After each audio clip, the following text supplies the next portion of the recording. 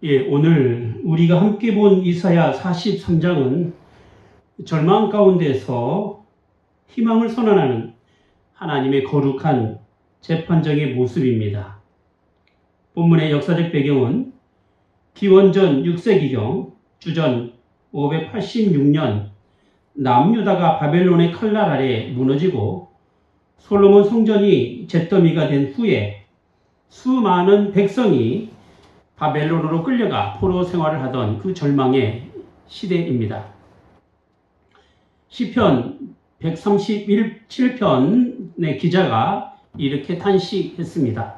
우리가 바벨론의 여러 강변 거기에 앉아서 시온을 기억하며 울었도다 라고 고백했던 그 어둠의 날이었던 것이죠. 강대국 바벨론의 위세와 그들이 섬기던 우상의 화려함 앞에 포로로 끌려온 이스라엘 백성들은 여호와 하나님이 자신들을 버렸거나 혹은 바벨론의 신들보다 무능하다고 생각하며 영적 무기력에 빠져 있었습니다. 그러나 선지자는 포로로 끌려간 가운데서 하나님의 위대한 승리의 선언을 전하면서 하나님께서 세상의 모든 우상과 거짓 신들 그리고 낙심하여 영적 소경과 청각 장애인이 되어버린 이스라엘을 법정에 세우시고 재판을 시작하게 됩니다. 본문 8절을 보도록 하겠습니다. 눈이 있어도 보지 못하고 귀가 있어도 듣지 못하는 백성을 끌어내라. 이스라엘은 눈을 가지고 있었지만 역사 속에서 일하시는 하나님의 손길을 보지 못했습니다. 그들은 귀가 있었지만 선지자들을 통해 선포되는 소망의 메시지를 듣지 못했습니다. 이는 일찍이 이사야 선지자가 소명받을 때 주었던 그 말씀인 이사야 6장 9절에 너희가 듣기는 들어도 깨닫지 못할 것이요 보기는 보아도 알지 못하리라 하신 그 영적 완악함의 상태가 바벨론 포로기까지 지속되고 있음을 보여주고 있는 것이죠. 신명기 29장 4절에서도 모세는 깨닫는 마음과 보는 눈과 듣는 귀는 오늘까지 여호와께서 너희에게 주지 아니하셨느니라 라고 탄식한 바가 있습니다. 이처럼 영적 청각과 시각을 잃어버린 이스라엘은 자신들이 왜 멸망했는지 그리고 하나님께서 자신들을 어떻게 건져내실지 전혀 알지 못하는 영적 무기력 상태에 있었던 것입니다. 하나님께서는 이제 영적으로 어두운 이스라엘뿐만 아니라 세상의 나라와 민족들을 하나님의 거룩한 재판의 자리로 불러 모으십니다. 법정에서 증인을 세우고 피고와 원고가 다투는 것은 시시비비를 가리기 위함입니다. 여기 하나님의 법정에서의 시시비비는 과연 무엇이었을까요?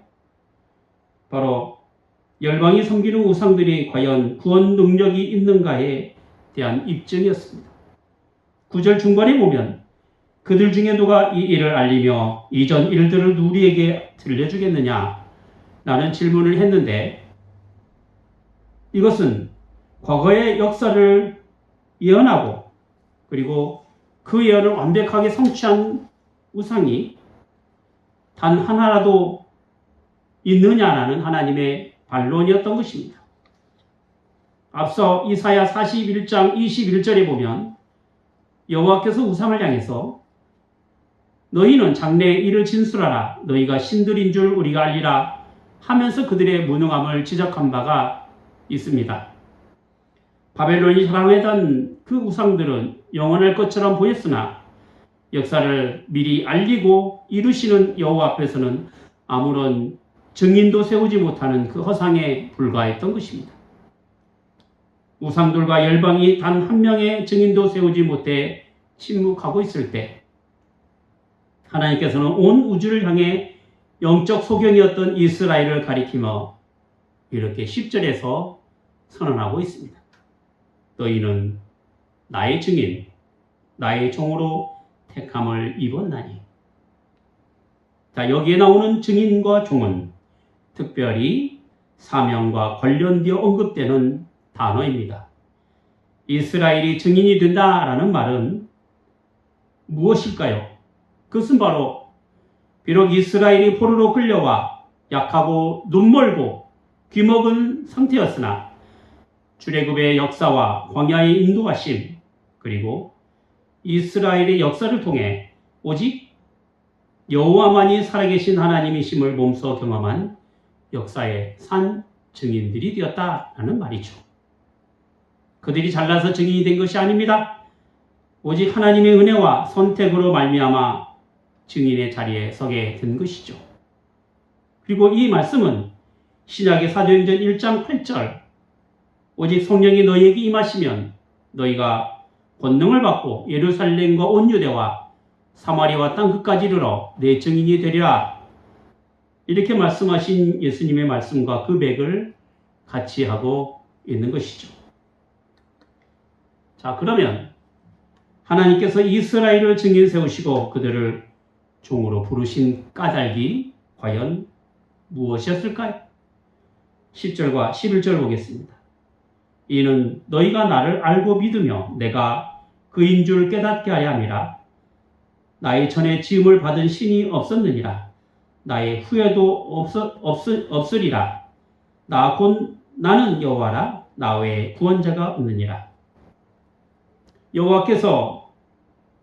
하나님께서 여호와여 구원자라는 이 사실을 알고 믿으며 깨닫게 하기 위함이었다라는 것입니다. 여기서 내가 그니라 라는 이 표현은 출애굽기 3장 14절에 나는 스스로 있는 자니라 하신 하나님의 거룩한 성호와 직결됩니다. 말하자면 여호와 하나님은 다른 우상들과 비교 대상이 되는 여러 신들 중 하나가 아니라 온 우주 만물 가운데 유일하게 스스로 존재하시는 절대자가 된다라는 것이죠. 그리고 11절에 나 곧 나는 여호와라 나 외에 구원자가 없느니라 라는 이 선언은 바벨론의 군사력이나 경제력 그리고 인간의 지혜가 구원을 주는 것이 아니라 오직 하나님만이 유일한 구원자가 되심을 또한 알려주고 있는 것입니다. 하나님의 구원은 추상적인 개념이나 철학적 사고 속에서나 존재하는 것이 아닙니다. 매우 실제적인 행동으로 나타낸 하나님의 일하심이었습니다. 본문 12절 보시기 바랍니다. 내가 알렸으며 구원하였으며 보였고 너희 중에 다른 신이 없었나니 그러므로 너희는 나의 증인이요 나는 하나님이니라 여호와의 말씀이니라. 여기 알렸으며 또한 구원하였으며 또한 보였고라는 것은 하나님께서 인간들을 구원하시기 위한 행동 양식입니다. 한번 보세요. 하나님께서는 선지자를 통해서 당신의 뜻을 미리 알려주셨습니다. 그리고 위기의 순간마다 백성들을 구원하셨습니다. 또한 그 구원의 사건을 모든 이가 볼 수 있도록 역사 속에 선명히 드러내셨습니다. 이렇게 하나님께서 역사의 현장에서 이스라엘을 구원하신 일을 직접 눈으로 목도하고 삶으로 체험했기 때문에 이스라엘은 그 어떤 항변과 변론 앞에서도 여호와만이 참 하나님이시다라고 외칠 수 있는 증인됨을 가질 수 있는 것이죠. 그러니 이런 하나님의 절대적인 주권과 능력을 누가 대신 행할 존재가 있으며 누가 하나님께서 하실 그 일을 감히 막을 자가 있겠느냐라는 것입니다. 13절 보겠습니다. 과연 태초로부터 나는 크니 내 손에서 건질 자가 없도다. 내가 행하리니 누가 막으려. 지금 이스라엘을 막는 존재는 바벨론입니다. 거대한 제국의 위세와 전쟁에서 패하고 포로로 끌려간 그 고달픈 인생이 되었고 도무지 이스라엘의 구원이 나타날 수 없을 만큼 막막한 상태였습니다. 하지만 전능하신 하나님의 손에서 이스라엘을 빼앗을 수도 하나님의 구원 계획을 막을 수도 없다는 것입니다. 내가 행하리니 누가 막으리요? 이 선언은 바벨론의 압제 아래 신음했던 포로들에게 구원의 소망을 갖게 하며 거대한 제국 앞에서도 하나님의 이름으로 담대히 나아가는 그 담대함을 심어주게 되는 것입니다. 그 어떤 누구도 우리 주님 안에 허락된 구원을 빼앗을 수도 없고 세상 그 어떤 권세도 막을 수 없는 것입니다. 이제 하나님께서는 이스라엘을 구원하시기 위한 그 구체적 행동을 이렇게 예언하고 계십니다. 14절 보겠습니다. 너희의 구속자여 이스라엘의 거룩한 이 여호와가 말하노라. 너희를 위하여 내가 바벨론에 사람을 보내어 모든 갈대아 사람에게 자기들이 즐겨 타던 배를 타고 도망하여 내려가게 하리라. 자, 여기에 언급된 바벨론의 사람을 보내어라는 그 구절은 역사적으로 주전 539년 페르시아의 고레스 왕을 도구로 삼아 난공불락의 두성 바벨론을 무너뜨릴 것을 가리키고 있습니다. 그래서 이사야 45장 1절을 보면 하나님께서 그 고레스를 향하여 나의 기름 부음을 받은 고레스라고 부르면서 그가 바벨론의 논문을 부수고 쇠빗장을 꺾을 것이라고 구체적으로 예언하고 있는 것이죠. 당시 바벨론 사람들은 유버라데스 강을 끼고 활발한 선박무역을 자랑하며 위기 시에는 배를 타고 탈출할 수 있었다라고 믿었습니다. 하지만 하나님의 심판이 임할 때 그들이 자랑하던 배는 비참한 도망의 도구로 전락하고 만 것이죠. 14절 서두에 선지자는 하나님을 너희의 구속자라고 부르고 있습니다. 여기서 구속자로 번역된 히브리어 고엘은 고대 이스라엘의 사회법에서 매우 중요한 신학적 의미를 가지고 있습니다. 고엘은 친족이 빚을 지고 노예로 팔려갔을 때 그 값을 대신 갚아 자유롭게 해주고 억울하게 혈통이 끊길 위기에 처해 놓였을 때 그 가문을 이어주며 원수를 갚아주는 가장 가까운 친족 구원자를 의미하고 있습니다. 역사적으로 보면 룻기 4장에서 보아스가 룻의 고엘이 되어 기업을 물려준 사건이 있고요. 욥기 19장 25절에서 욥이 고난 가운데 이렇게 고백하죠. 내가 알기에는 나의 구속자 즉 고엘이 살아 계시니 마침내 그가 땅 위에 서실 것이라 라는 것이 대표적입니다. 이스라엘은 바벨론의 빚을 지고 포로로 팔려간 신세였습니다. 하지만 하나님께서는 친히 그들의 가까운 친족인 고엘이 되셨습니다. 그래서 값을 치르고 그들을 자유롭게 하실 것을 약속하신 것입니다. 그리고 이 고엘 제도는 십자가에서 피 흘려 돌아가신 예수 그리스도의 대속 사역에서 완벽하게 성취되는 것이죠. 이렇게 우리의 구속자가 되시는 하나님께서는 친히 자신의 호칭을 사용하셔서 이스라엘의 하나님 되심을 밝혀주고 계십니다. 15절 보겠습니다. 나는 여호와 너희의 거룩한 이요 이스라엘의 창조자여 너희의 왕이니라. 여러분, 이스라엘에 있어서 하나님 어떤 분이실까요? 여기 15절을 보면 세 가지로 설명하고 있습니다. 첫째로 너희의 거룩한 이입니다. 하나님은 세상의 우상들과 구분되는 즉 거룩한 참된 하나님이 되십니다. 둘째로 이스라엘의 창조자이십니다. 이는 단지 이 세상을 만드신 것만을 의미하는 것이 아니라 이스라엘을 구속하셔서 하나님의 백성으로 새롭게 만드신 역사적 재창조를 뜻하고 있습니다. 셋째로 너희의 왕입니다. 바벨론의 왕이 다스리는 통치자가 아니라 여호와만이 이스라엘의 영원한 왕이라는 것입니다.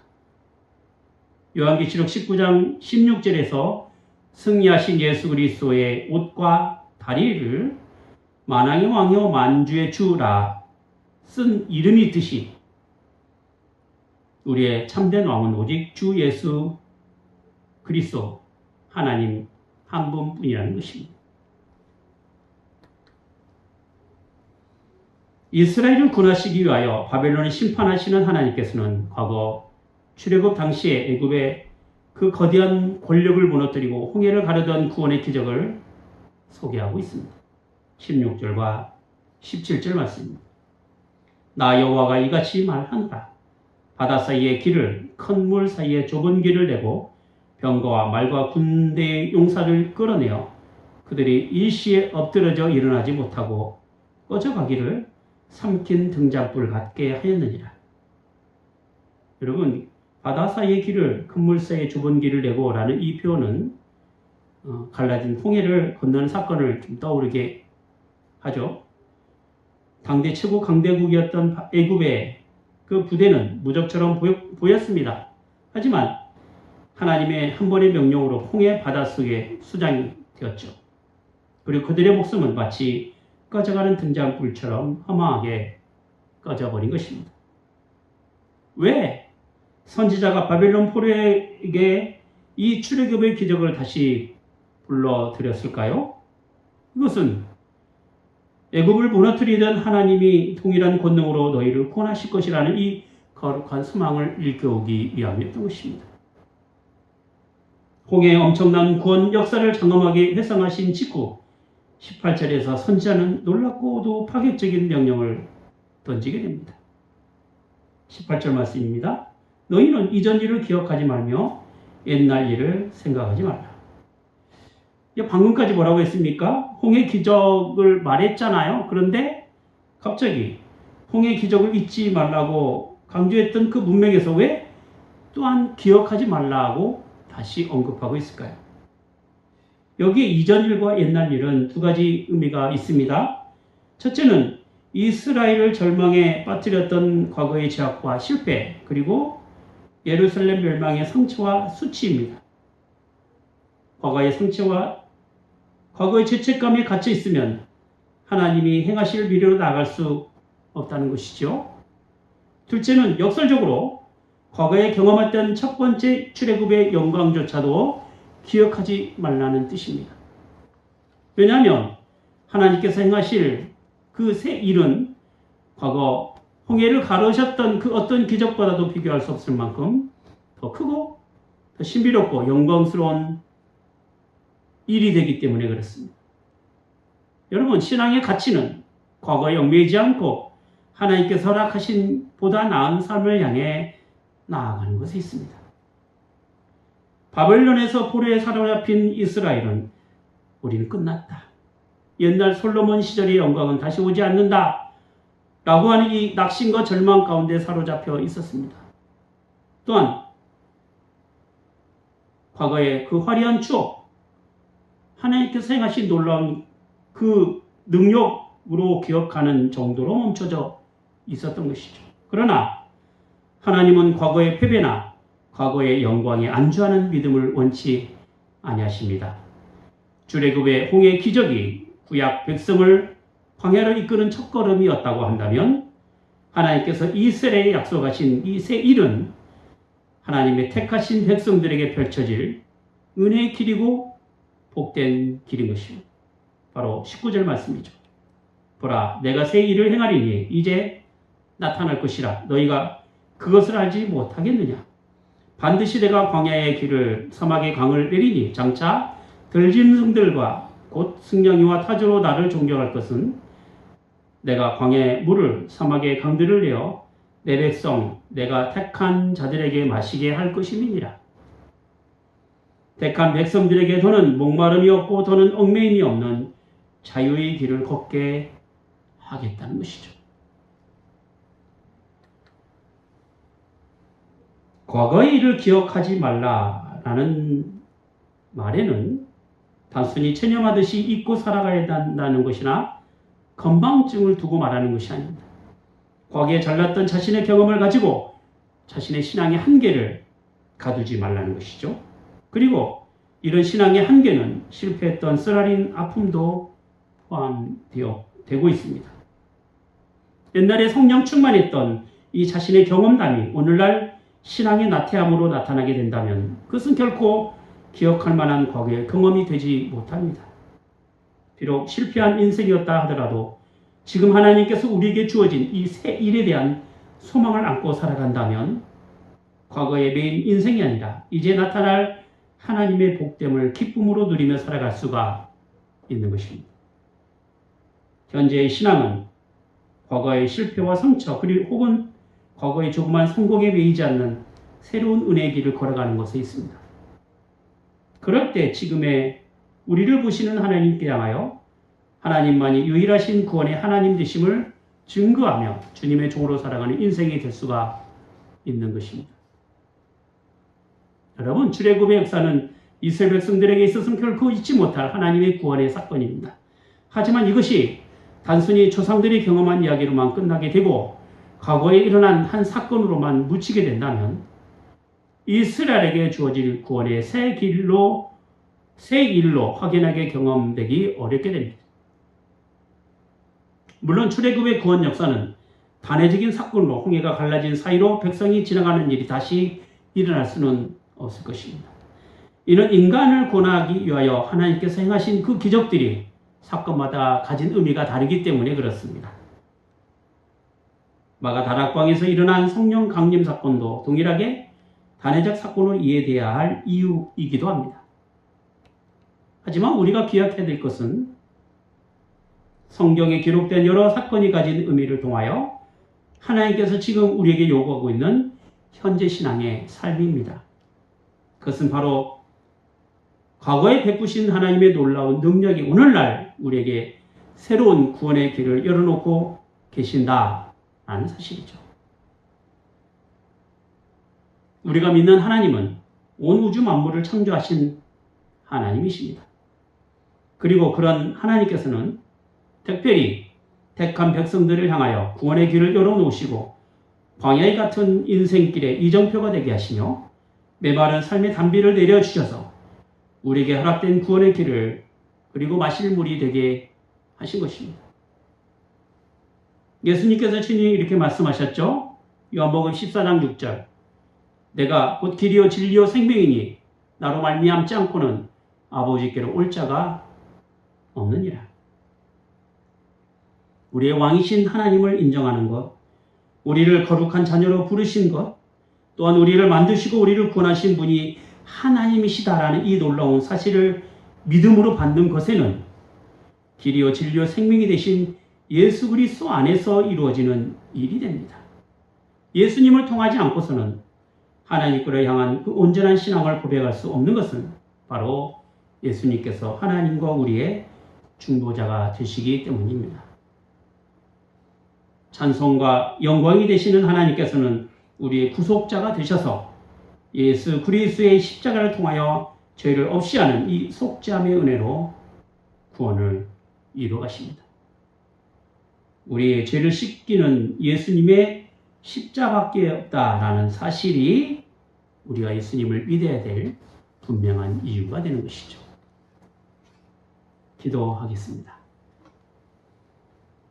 걸어가신 하나님 아버지, 주님의 증인으로 산다는 것이 하나님께서 행하신 놀라운 일들이 저희를 향한 구원의 역사요, 또 저희를 구속하셔서 하나님의 사람으로 살게 하시기 위한 은혜라는 사실을 고백하고 또한 삶 가운데 드러내며 살아가는 것에 있사옵나이다.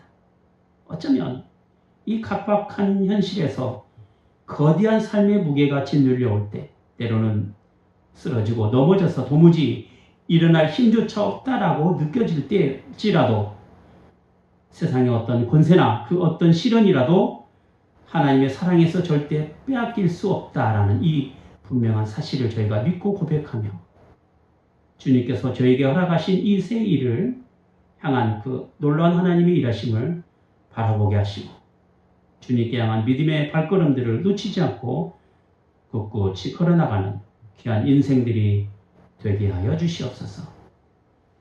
주 예수 그리스도 이름으로 기도하옵나이다.